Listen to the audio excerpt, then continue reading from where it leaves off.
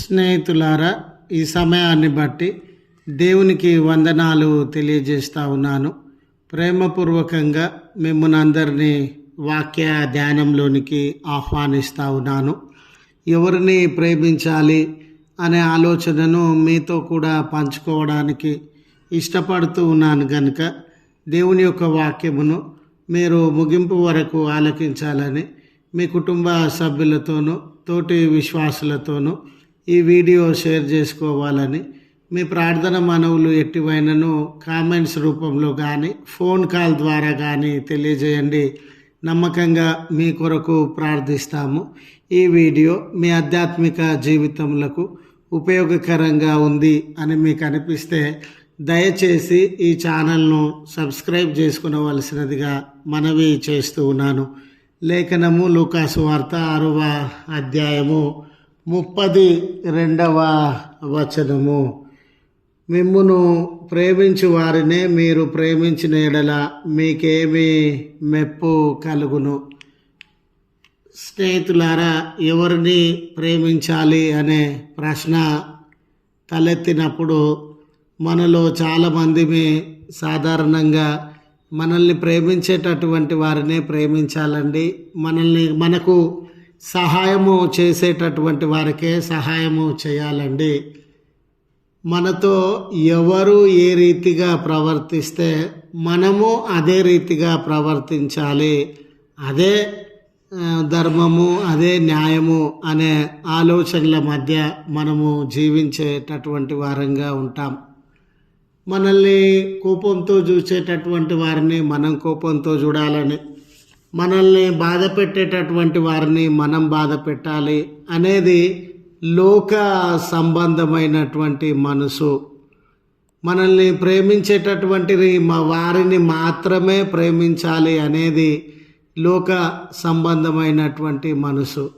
ఈ లెంట్ కాలంలో విశ్వాసులంగా దేవుని ప్రేమను ఎరిగినటువంటి బిడ్డలంగా మనకివ్వబడుతూ ఉన్నటువంటి సలహా సూచన ఏమిటంటే, మనల్ని ప్రేమించినటువంటి వారిని కూడా మనము ప్రేమించాల్సినటువంటి ఆవశ్యకత ఉండింది అని తెలియజేయడానికి సంతోషిస్తూ ఉన్నాను. ప్రేమించడం అనే ఆలోచన లోక సంబంధమైనది కాదు స్నేహితులారా. స్త్రీ పురుషుల మధ్య ఉండే ఆలోచన కాదు స్నేహితులారా.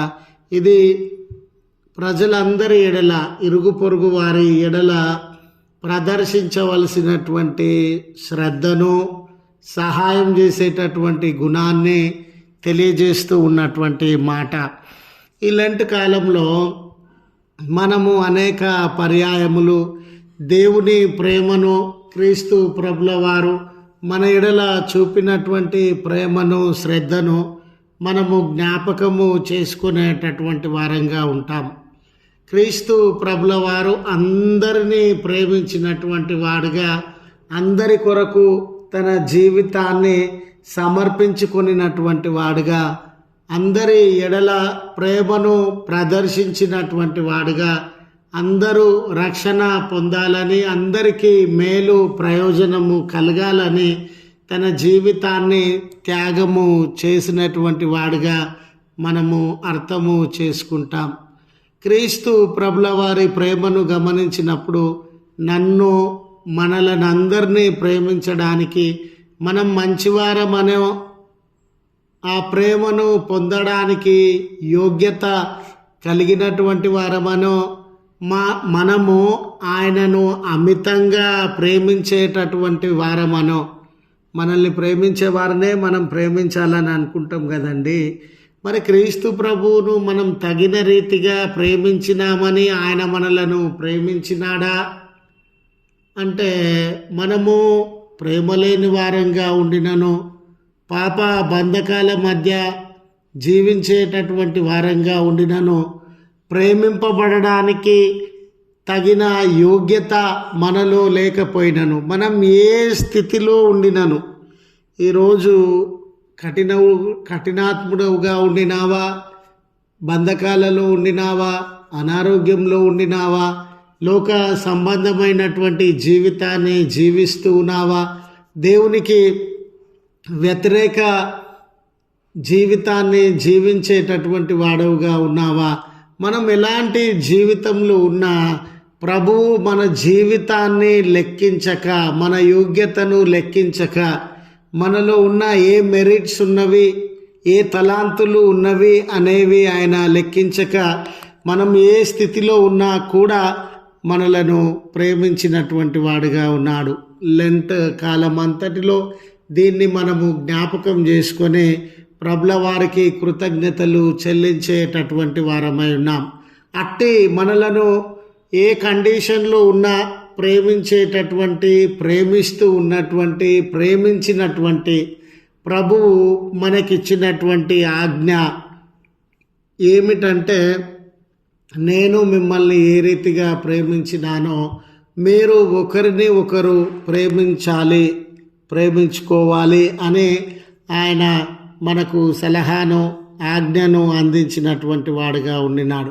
కనుక మన ఎదుటివారు అయ్యో మన పక్షాన లేరండి, మన మాట వినరండి, మన పార్టీ కాదండి, మనల్ని ప్రోత్సహించరండి, మనల్ని సపోర్ట్ చేయరండి, వాళ్ళను ప్రేమించాల్సిన అవసరత ఏముందండి అనే ఆలోచన మన జీవితాలలోనికి రానియక, మన పొరుగువారు, ఇరుగువారు, మన ఎదుటనున్నటువంటి ప్రజలు, మన సమాజంలో ఉన్నటువంటి ప్రజలు, వారు ఎలాంటి పరిస్థితులలో ఉన్నా దేవుడు మనల్ని ప్రేమించిన రీతిగా, ప్రభు యొక్క ప్రేమను మనము అనుభవించిన రీతిగా మన ఇరుగు పొరుగు వారందరి ఎడల మనము ప్రేమను కనబరచాల్సినటువంటి వారంగా ఉండినాం.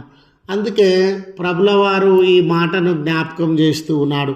మిమ్మును ప్రేమించిన వారినే మీరు ప్రేమించిన ఎడల మీకేం ప్రయోజనము, ఏమి మెప్పు కలుగుతుంది?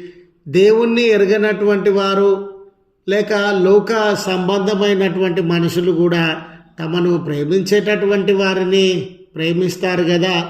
ప్రేమించనటువంటి వారిని కూడా ప్రేమించినటువంటి వారే దేవుని సంబంధమైనటువంటి మనుషులు, ప్రభు ప్రేమను గుర్తించినటువంటి మనుషులు అనే ప్రభు మనకు జ్ఞాపకం చేస్తూ ఉన్నారు అని మీతో ఈ మాటను పంచుకొనుచు ఈ మాటలను ముగిస్తూ ఉన్నాను. ప్రార్థించుదము. కృపగల తండ్రి, ప్రేమగల మా రక్షక, మీ పరిశుద్ధమైన శ్రేష్టమైన నామమునకు వందనాలు.